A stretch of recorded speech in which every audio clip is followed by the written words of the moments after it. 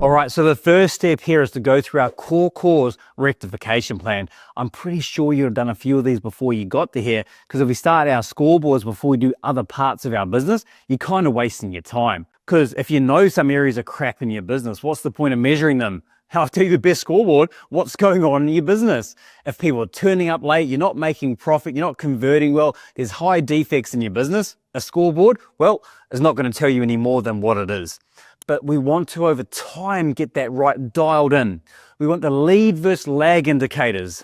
The more we can get into lead indicators, which are the things that create the lag result, like how many phone calls do I need to make to get the contract? But if I only track how many contracts I get in, we don't know, if we get no contracts in, we could have probably caught it back there. That's what great scoreboards are for. So let's go through the symptom survey first. What are some of the symptoms in your business when you don't have clarity or focus of what's going on? Maybe your symptom is you just feel stressed all the time, you're not sure where to work. 1 minute you feel good when the lag indicators come up. The next minute when they go down, you feel lost and confused. Maybe you track everything in your business so no one actually looks at it. Or maybe you make business decisions based off one set of data and you make the wrong decision because the underlying data in there as well is not being considered. I use this example of if you quote 10 jobs and you win 2, 20% conversion. But if those 2 jobs are $4,000 each and overall you only quoted 10 grand, you've converted 80 cents in the dollar or 80%. So you've just got to either adjust how you're quoting the smaller jobs or just not quote them. But if you would have got rid of that relationship, you would have made the wrong decision.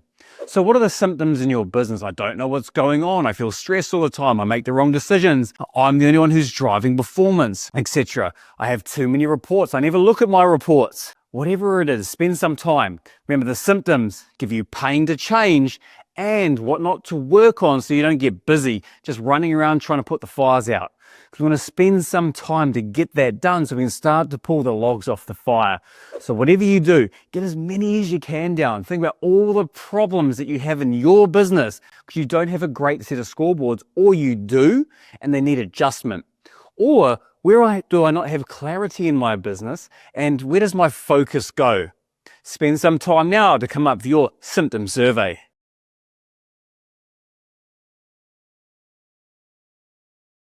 Great, how did you go? If you just watched through this, it's really weird for you and me, but more for you because this is a video.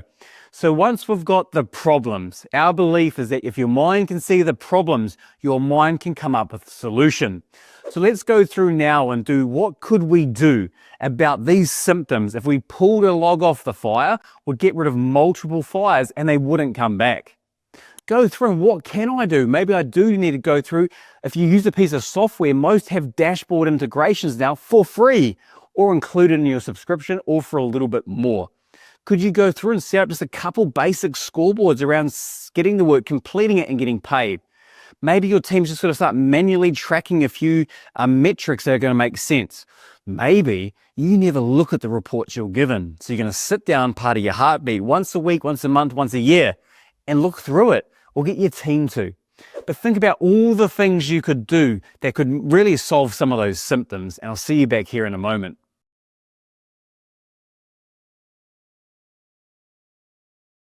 Awesome. How did you go? Now we're going to go through the extreme Pareto principle, 80-20, 80-20. Let's do the least amount of effort for the highest impact. As humans, for whatever reason, we seem to go about it in the hard way. So out of those 9, if you could only choose 3, what would they be? The 3 that will make the biggest impact and probably take care of a few of them at the same time.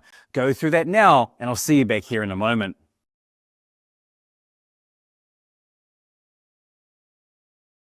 Awesome. How did you go? Don't skip over this and don't just brush over it. Spend a bit of time. The more we think about this and plan it, especially at this size of business, massive upside for great decisions and predictions, massive downside for poor ones. So take the time here and get us involved if you need. Now, 80-20 again. Out of those 3, if you could only choose one that would make the biggest impact to you now, what would it be? If you've struggled to go through this, you know how this works. Inside of the lessons, we're going to give you tons more, but do the work here now. See what you can come up with, and I'll see you back here in a moment.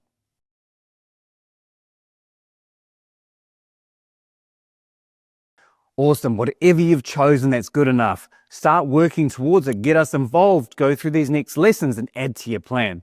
The last part of this, remember, is the uplift in your life. You've got some pain. You've got some solutions. Now you need motivation to do the work, because this takes work. Not only to build out the scorecards if you don't have them, time to fill them in, time to know they're going to be inaccurate, and then discipline yourself to learn what to do about it. Then make decisions that are wrong and right, and over time become more of a professional business builder. So what's going to be the uplift in your health, wealth, and lifestyle?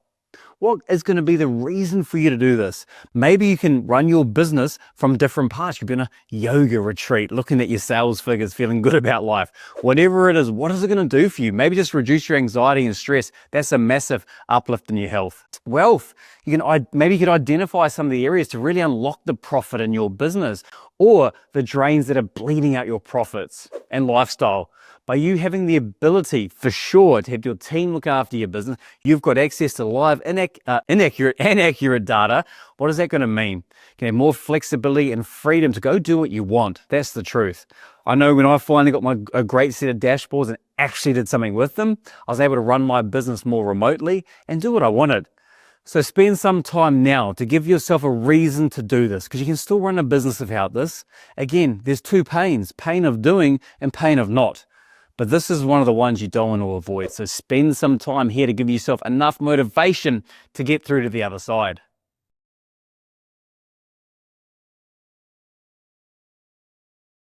Okay, awesome work. Well done. Well, now let's start going through our system, the 941 guidance system. We're inside the scorecards. We're going to have 4 major lessons to go through together to really get a robust, accurate set of scorecards in your business that's going to give you clarity and then more focus to make change when you need.